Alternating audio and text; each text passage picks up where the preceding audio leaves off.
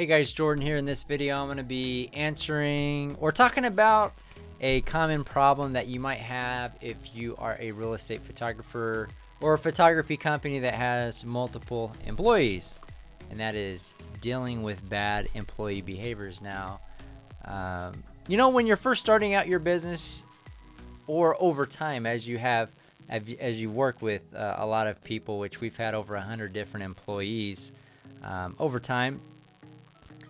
So all your hires aren't going to be the best hires ever.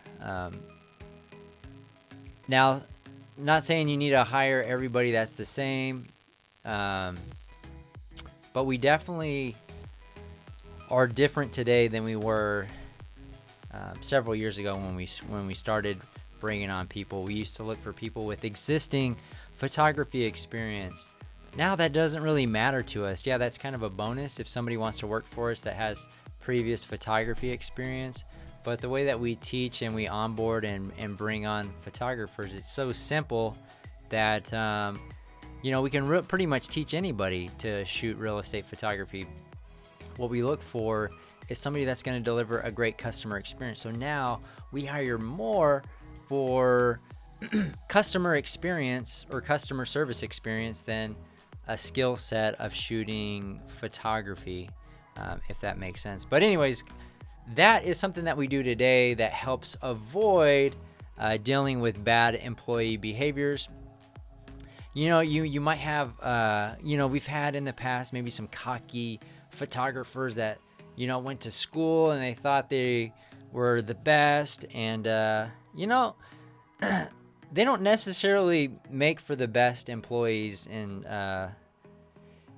also I would say, from our perspective, having multiple employees, it's more important to be able to deliver a consistent product and a consistent system that versus having variability in quality. So, for example, if you have an employee with a high level of photography experience shooting a lot better than this one over here, you're going to be getting some really mad customers if you send this person over here to somebody that's shooting completely different.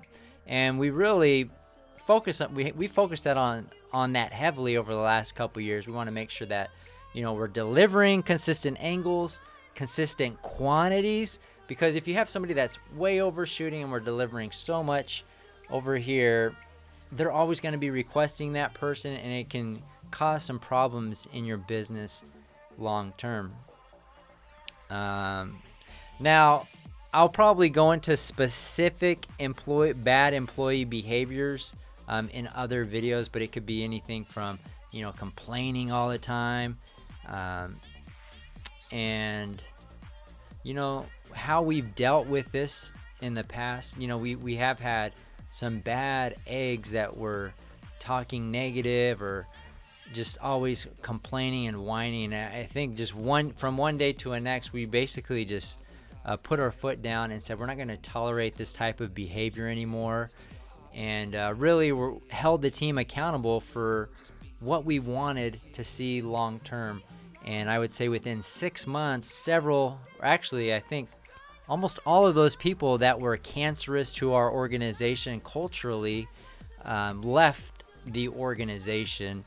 And and having changed our expectations up front and what we're looking for in people has significantly reduced the amount of issues that we deal with customers, and it has significantly improved our customer experience. So I will break down specific ones in other videos, but I just wanted to talk generally about some employee bad behaviors. And I would say just don't accept it as, oh, it is what it is.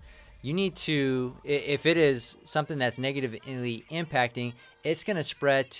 Say you have a bad egg, their bad behavior or complaining will spread to others in the organization as they talk, and it just and that was something that I identified a few years ago when we had one employee that was a habitual complainer. Then 2 or 3 other ones would start to complain about the similar stuff, and they would talk. And anyways, I would say just don't tolerate it. call them out, hold them accountable. And, if they don't want to change their behavior, they're going to end up leaving because you're holding them accountable. But I think that's the right thing to do for long-term business success. So kind of a long-winded answer for this one. If you guys have any additional questions, leave them in the comments below. If you're interested in learning more about the real estate media business, feel free to check out our free 1-hour training where I go over my top 10 secrets on how I created a 7-figure real estate media business. I also take you on 5 short job shadows so that you can see what it's like shooting real estate media firsthand. The link's in the description. That's going to do it for this video. Make sure to like, comment, and subscribe, and we'll see you guys on the next one.